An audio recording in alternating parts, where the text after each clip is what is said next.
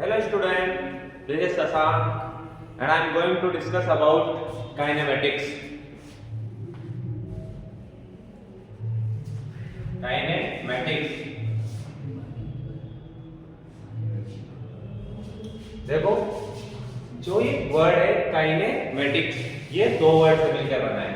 First one is Kine और second is matics. Kine का मतलब होता है मोशन और मैटिक्स का मतलब होता है मैथ्स.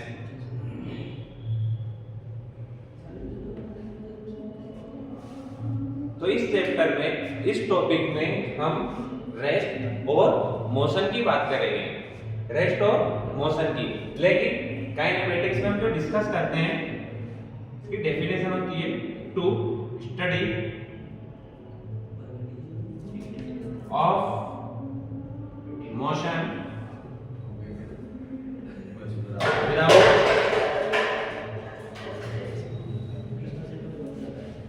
its causes. देखो इस लाइन का क्या मतलब है?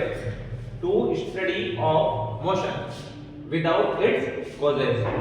ओनली हम पार्टिकल के रेस्ट और मोशन दो ही पोजीशन के बारे में इसमें बात करेंगे. उनका क्या कॉज है, क्यों वो रेस्ट में है, क्यों मोशन में है, कैसे एक पार्टिकल रेस्ट से मोशन में चला जाता है, उसके बारे में डिस्कस नेक्स्ट चैप्टर में करेंगे. इसके बाद देखो मैं बार बार रेस्ट और मोशन दो टर्मिनोलॉजी का यूज कर रहा हूँ. तो इसका मीन आपको पता है कि रेस्ट और मोशन क्या होता है. आपने 10th तक पढ़ा होगा कि रेस्ट में अगर कोई भी पार्टिकल है उसकी पोजीशन चेंज नहीं हो रही विद रिस्पेक्ट टू टाइम, तो इसका मतलब क्या हो गया कि वो रेस्ट में है. और मोशन के लिए अपन क्या डेफिनेशन यूज करते थे कि अगर कोई पार्टिकल टाइम के रिस्पेक्ट में अपनी पोजीशन को चेंज कर रहा है तो वो मोशन में है. लेकिन अब हम 11th क्लास में आ गए. 11th क्लास में आते ही डेफिनेशन भी चेंज हो गई. होगी नहीं होगी डेफिनेशन चेंज? बिल्कुल हो जाएगी. देखो डेफिनेशन क्या हो जाएगी मोशन की.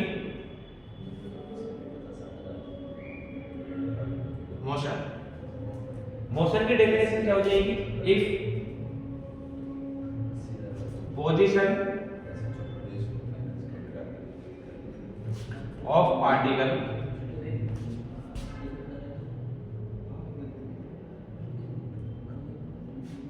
if position of particle change with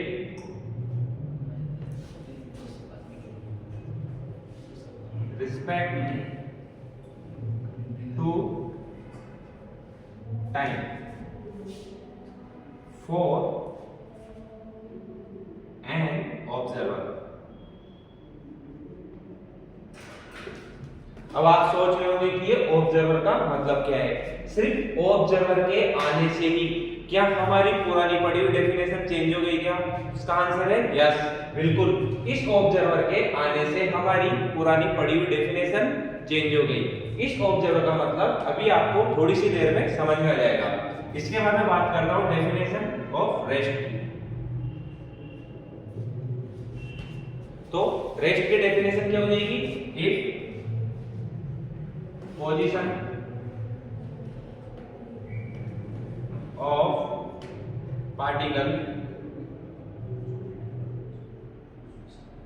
does not change with respect to time. देखो इस आर का मतलब है respect. Okay, for an observer.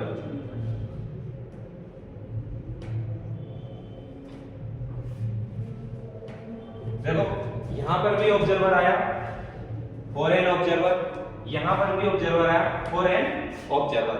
ठीक है. अब देखो इसके बाद जो मैं लाइन लिखने वाला हूं उससे आपको लगेगा कि जो हमने 9th और 10th क्लास में रेस्ट और मोशन की डेफिनेशन पढ़ी थी वो चेंज हो गई. कैसे होगा? देखो my point is there is is, या फिर इसको ऐसे समझ लो, देयर इज के अलावा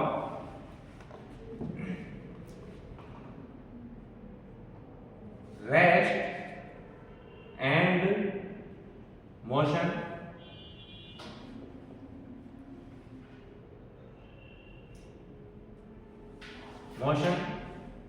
always defined for an observer.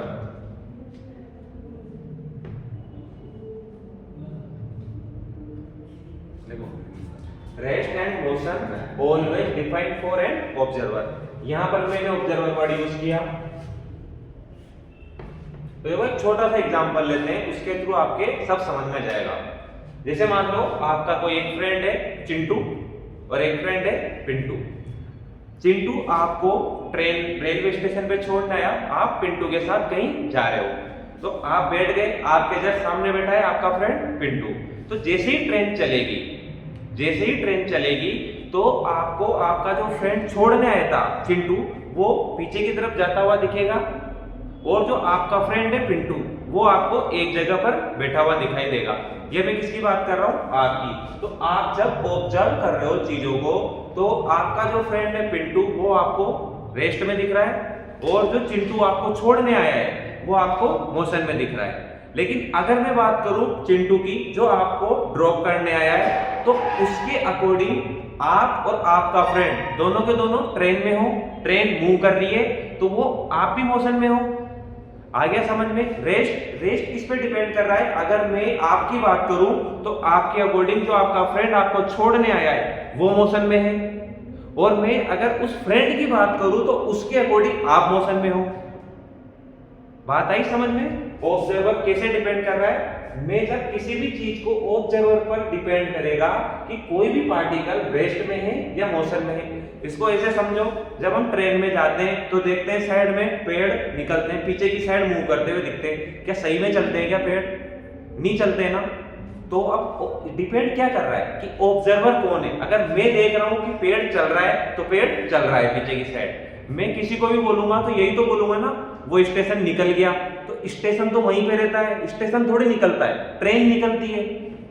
इस वजह से डिपेंड किस पे कर रहा है? ऑब्जर्वर पर। तो इससे क्या कंक्लूजन निकला मेरा? इससे ये कंक्लूजन निकला कि किसी भी पार्टिकल के लिए पोजीशन जब हम डिस्क्राइब करते हैं तो हम एब्सोल्युटली ये नहीं बोल सकते कि वो रेस्ट में है या मोशन में है। वो किस पे डिपेंड करेगा? ऑब्जर्वर पर डिपेंड करेगा। और इस ऑब्जर्वर को हम फ्रेम ऑफ रेफरेंस बोलते हैं। तो frame of reference, frame of reference,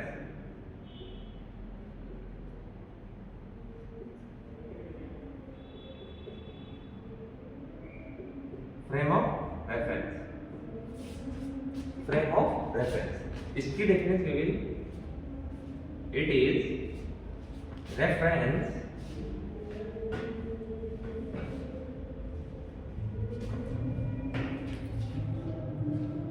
with respect to which position of particle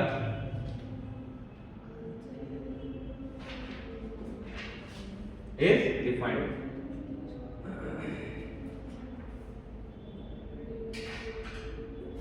देखो यहां पर भी मैंने वही लिखा था, rest and motion always defined for an observer.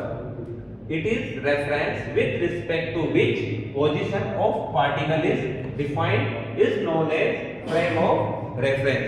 अब हम बात करते हैं कि देखो ये जरूरी नहीं होगा कि आपसे कोई सा भी क्वेश्चन पूछे उसमें फ्रेम ऑफ रेफरेंस को मेंशन करें।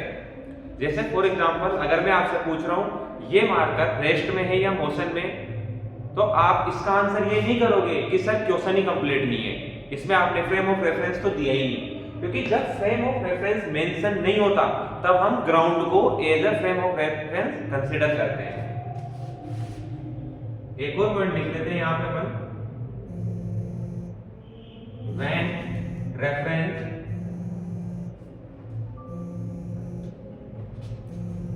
is not mentioned or given,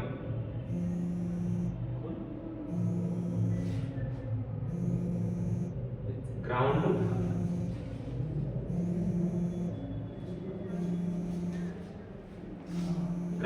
is taken as frame of reference. Okay, अब इसके बाद हम बात करेंगे टाइप्स ऑफ मोशन की। देखो काइनेमेटिक्स में बात कर रहे हैं, अभी तक हमने सिर्फ रेस्ट और मोशन इन दोनों पोजीशन के बारे में जाना है। हमारा क्या क्या पहले था, पहले हमें क्या क्या पता था, उसमें क्या क्या चेंज हुआ, ये सबके समझ में आ गया ना। देखो सिर्फ एक ही वर्ड के चेंज होने से, सिर्फ एक ही वर्ड के ऐड होने से, जैसे मैंने यहाँ पर ये वर्ड ऐड किया फॉर एन ऑब्जर्वर, रेस्ट और मोशन दोनों की डेफिनेशन ही चेंज हो गई। और ये बिल्कुल प्रैक्टिकल चीज है, ये जब हम नॉर्मली कहीं सफर करते हैं, कहीं ट्रेवल करते हैं, तो ये चीज हम फील करते हैं। अपन को पेड़ पीछे जाते हुए मूव करते हुए दिखाई देंगे, कोई प्लेटफॉर्म पे कोई भी खड़ा है, कोई भी इंसान खड़ा है, तो वो हमें ऐसा दिखाई देगा कि ये पीछे की तरफ मूव कर रहा है, जबकि मूव कौन कर रहे होते हैं, हम। और हमें इसलिए ऐसा नहीं लगता क्योंकि हम ट्रेन में किसी भी बर्थ पे बैठे हुए रहते हैं। इस वजह से रेस्ट और मोशन, ये जो दो डेफिनेशन थी हमारी पोजीशन की, जो पोजीशन को रिप्रेजेंट करती है कि कौन सा पार्टिकल रेस्ट में है, कौन सा मोशन में है, उन दोनों को हमने किसी भी फ्रेम ऑफ रेफरेंस की टर्मिनोलॉजी में समझा है। इसके बाद हम बात करेंगे टाइप्स ऑफ मोशन की, क्योंकि देखो टॉपिक का नाम क्या है, काइनेमेटिक्स। काइन मतलब मोशन, तो यहाँ पर हम मोशन के टाइप की बात करेंगे। ठीक है, सबसे पहले डेफिनेशन, अब इसके बाद हम बात करेंगे टाइप्स ऑफ मोशन की। तो देखो यहाँ मैं लिखता हूं टाइप्स ऑफ मोशन।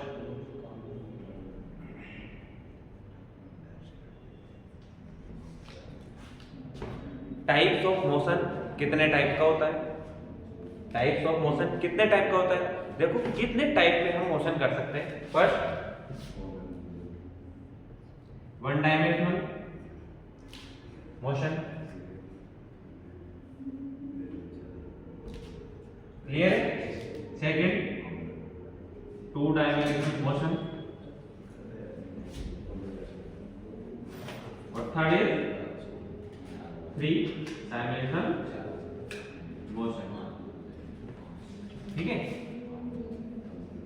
ये मेरा फर्स्ट टाइप है ए, ये मेरा सेकंड टाइप है बी, और ये मेरा थर्ड टाइप है सी। देखो वन डायमेंशनल मोशन मतलब मोशन इन स्ट्रेट लाइन। क्या होता है ये, मोशन इन स्ट्रेट लाइन।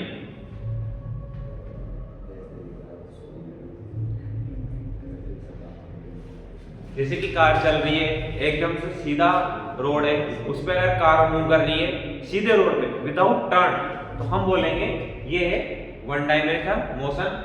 इसके बाद बात करते हैं टू डायमेंशनल मोशन की। इसमें क्या हो जाएगा, motion in plane, motion in plane.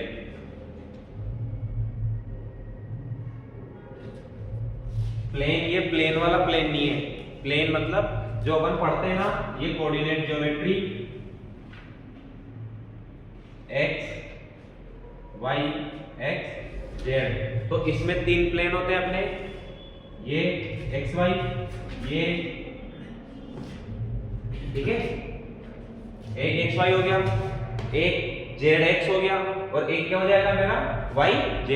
जो तीन प्लेन होते हैं, इनमें से किसी एक प्लेन में अगर कोई भी बॉडी या कोई भी पार्टिकल मूव कर रहा है तो उसे हम बोलेंगे टू डायमेंशनल मोशन। और थ्री डायमेंशनल मोशन क्या हो जाएगा, motion in space, motion in. देखो यहाँ पे मैंने तीन एक्सिस बना दी, इसका मतलब ये नहीं है कि उसके तीनों कोऑर्डिनेट चेंज हो रहे हैं। डेफिनेशन देखो, मोशन इन प्लेन, एक पर्टिकुलर प्लेन की बात कर रहा हूं जैसे एक्स वाई प्लेन, इसीलिए मैंने सिर्फ एक्स वाई को ही मेंशन किया है। इसमें एक्स और वाई कोऑर्डिनेट ही चेंज होंगे, जेड कोऑर्डिनेट यूज नहीं होगा। जेड कोऑर्डिनेट यहां पर यूज होगा, जैसे कि किसी भी मच्छर की या मक्खी जैसे मूव करती है, कोई बर्ड फ्लाई कर रहा है, फ्लाइंग बर्ड, इसका एग्जांपल हो जाएगा।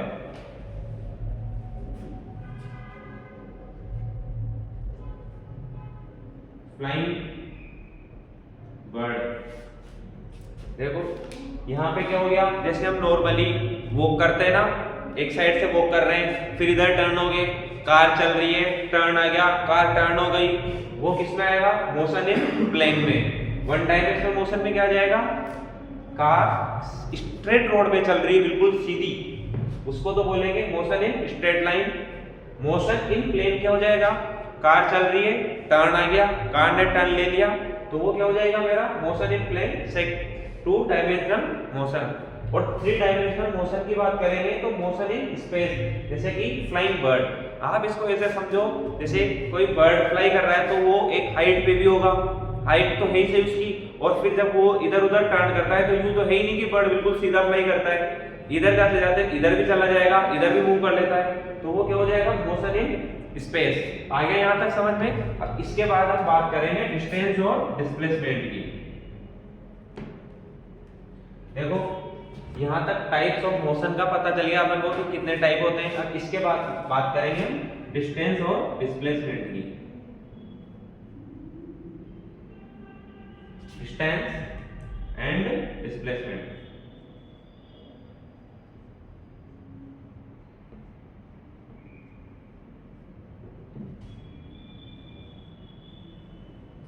डिस्टेंस और डिस्प्लेसमेंट की, तो इन दोनों में से देखो दोनों के दोनों ये भी मेरा डिस्टेंस और डिस्प्लेसमेंट दोनों पोजीशन बताते हैं। इसकी भी यूनिट मीटर है और इसकी भी यूनिट मीटर है। अब इन दोनों में क्या डिफरेंस है और क्या सिमिलरिटीज है, ये हम अभी बात करने वाले हैं। तो सबसे पहले बात करते हैं डिस्टेंस की।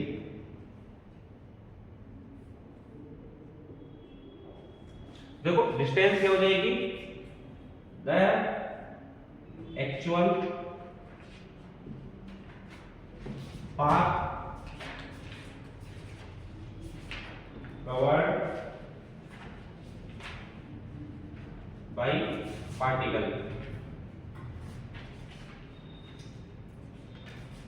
डिस्टेंस क्या होगी, the actual path covered by particle is known as distance। इसकी यूनिट हो जाएगी मीटर, ये किस में जाएगी सीजीएस में, एमकेएस में, सॉरी एमकेएस में मीटर, सेंटीमीटर हो जाएगी सीजीएस में, और फीट हो जाएगी एफपीएस में, एफपीएस। डिस्टेंस क्या हो गई मेरी, the actual path covered by particle. Okay, देखो इसको समझने के लिए मैं एक एग्जांपल लेता हूं, जैसे कि ये दो पॉइंट है मेरे ए और बी, ठीक है, ए और बी। किसी को ए से बी तक जाना है तो वो कितने तरीके से जा सकता है, देखो एक सीधा भी जा सकता है, एक ऐसे घूम के भी जा सकता है। तो इसको मैं मान लेता हूं S1 डिस्टेंस, ये होगी S2, एक ऐसे करके इधर इधर घूम फिर के यूं भी जा सकता है, ये कितनी, ये होगी मेरी S3। तो यहां पर मैं दो पॉइंट के बीच में 3 टाइप से जा रहा हूं, मैं और भी टाइप हो सकते हैं, अपन कितने भी टाइप से घूम फिर के जा सकते हैं, अपनी इच्छा पे डिपेंड करता है। जैसे कि बच्चे स्कूल से वापस घर आते हैं तो किधर भी डोलते हुए ऐसे आ जाते हैं। अब देखो यहाँ पे यहाँ 3 डिस्टेंस है और तीनों की तीनों इक्वल नहीं होगी। S1 does not equals to S2 does not equals to S3। ये डिस्टेंस जो होती है ये स्केलर क्वांटिटी होती है, पढ़ी थी ना अपन ने, क्या स्केलर होता है क्या वेक्टर होता है, स्केलर क्वांटिटी, ठीक है। अब इसके बाद हम बात करते हैं डिस्प्लेसमेंट की। ओके, सो ये सब क्या गया ना समझ में, अभी तक जो पढ़ाया वो, अब आगे बात करते हैं डिस्प्लेसमेंट की। देखो डिस्प्लेसमेंट कैसे डिफाइन होता है, displacement is the shortest distance between 2 points. What did I say? Displacement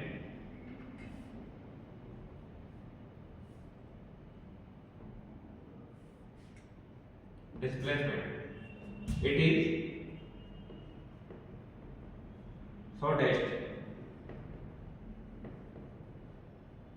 shortest distance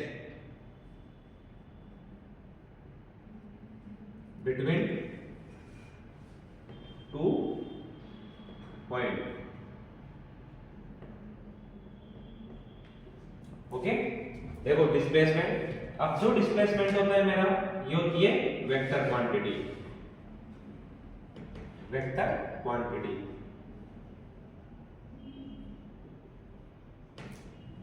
इसकी यूनिट सेम डिस्टेंस की होगी। क्यों होगी सेम डिस्टेंस की? क्योंकि मैंने यहां पे क्या मेंशन किया है, इट इज शॉर्टेस्ट डिस्टेंस। क्या है डिस्प्लेसमेंट? ये एक डिस्टेंस है। कौन सी डिस्टेंस है? शॉर्टेस्ट डिस्टेंस है। कहां की? 2 पॉइंट के बीच की, 2 पॉइंट्स के बीच की शॉर्टेस्ट डिस्टेंस को अपन डिस्प्लेसमेंट बोलेंगे। अब देखो ये एक वेक्टर क्वांटिटी है, इसकी यूनिट सेम मीटर ही होगी। अब देखो जरूरत क्या पड़ेगी, जब अपने पास एक वेरिएबल है डिस्टेंस, जो कि हमें डिस्टेंस है जो लेंथ को या path, actual path covered by a particle को शो कर रहा है, तो हमें डिस्प्लेसमेंट की, वेक्टर की क्यों जरूरत पड़ गई? देखो इसको एक एग्जांपल से समझते हैं हम। जैसे मैं आज आप सभी से बोलता हूं कि आज मेरे घर पे पार्टी है और आप सबको आना है, ठीक है? और मैंने आपको, तो आप पूछोगे कि सर आपका घर कहाँ पे? और मैंने आपको आंसर कर दिया कि ये जो अपने विज्ञान नगर सर्किल है, यहाँ से 2 किलोमीटर दूर मेरा घर है। तो आप में से कितने लोग पहुंच पाओगे वहां पे पार्टी में? एक भी नहीं पहुंचोगे ना, क्योंकि मैंने ये तो बता दिया कि मेरा घर 2 किलोमीटर दूर है, लेकिन ये कहां बताया कि किस साइड है? किसी भी सर्कल से 4 रास्ते होते हैं, ईस्ट, वेस्ट, नॉर्थ, साउथ। मैंने तो बताया ही नहीं आपको कि मेरा घर का डायरेक्शन क्या है, सिर्फ डिस्टेंस बताइए। तो क्या हम किसी भी पार्टिकल की पोजीशन को सिर्फ डिस्टेंस बताकर उसको डिस्क्राइब कर सकते हैं क्या? नहीं कर सकते ना। हमें डिस्टेंस के साथ साथ डायरेक्शन भी बतानी पड़ेगी उस पार्टिकल की, तब जाके हम उसकी पोजीशन को डिस्क्राइब कर सकते हैं। इस वजह से हमें यहाँ पर डिस्टेंस, सिर्फ डिस्टेंस के होते हुए भी हमें डिस्प्लेसमेंट की जरूरत पड़ी। इसका रीजन था क्योंकि डिस्प्लेसमेंट क्या होता है? डिस्प्लेसमेंट एक वेक्टर क्वांटिटी है जिसमें क्या हो जाएगा? मैग्नीट्यूड प्लस डायरेक्शन, जो कि किसी भी पोजीशन को एक्सप्लेन करता है। Magnitude plus direction. अब देखो जैसा कि मैंने यहां पर आपको एग्जांपल दिया था, ए बी 2 पॉइंट है, इसके बीच में कोई भी ऑब्जेक्ट है, वो S1 पाथ से भी जा रहा है, S2 पाथ से भी जा रहा है और S3 पाथ से भी जा रहा है। तो यहाँ पर मेरा डिस्प्लेसमेंट क्या होगा? देखो अगर डिस्प्लेसमेंट में देख रहा हूं तो मैंने क्या बोला? It is shortest distance between 2 point. तो इन दोनों पॉइंट के बीच की शॉर्टेस्ट डिस्टेंस कौन सी है? S1। तो मेरा डिस्प्लेसमेंट क्या हो जाएगा? S1 A to B। Okay, तो अगर मेरे को इस एग्जांपल में मेरा डिस्प्लेसमेंट निकालना है तो मैं क्या बोलूंगा? A B vector equals to S1 vector. देखो यहाँ पर वेक्टर फॉर्म आ गई ना, इसका मतलब है मैं कहाँ जा रहा हूँ? A से B तक। अब इस वेक्टर फॉर्म को सोल्व कैसे करते हैं, उसके लिए हम एक और देखो पोजीशन वेक्टर हर चीज के लिए डिफाइन होता है। किसी भी पार्टिकल की पोजीशन को बताने के लिए हम उसके पोजीशन वेक्टर को यूज करते हैं। अब पोजीशन वेक्टर कैसे निकालते हैं उसको देखो। How to find a position vector, यहाँ पे लिखते हैं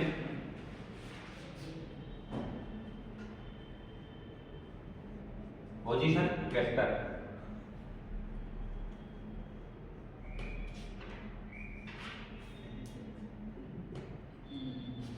ठीक है, पोजीशन वेक्टर हो गया। देखो जैसे मैंने यहाँ पे बनाया था हमारा कोऑर्डिनेट, ऐसे ही यहाँ पे डिनोट करता हूँ।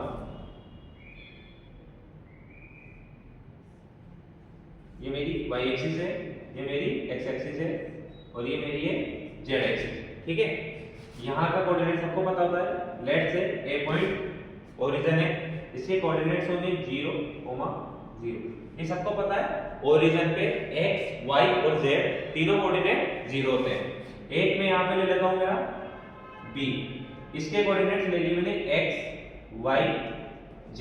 ठीक है, तो मेरे को a to b ये वाली पोजीशन डिस्क्राइब करनी है इसकी, ये वाली। तो मैं इसको डिस्क्राइब कैसे करूंगा, डिफाइन कैसे करूंगा a से b पोजीशन।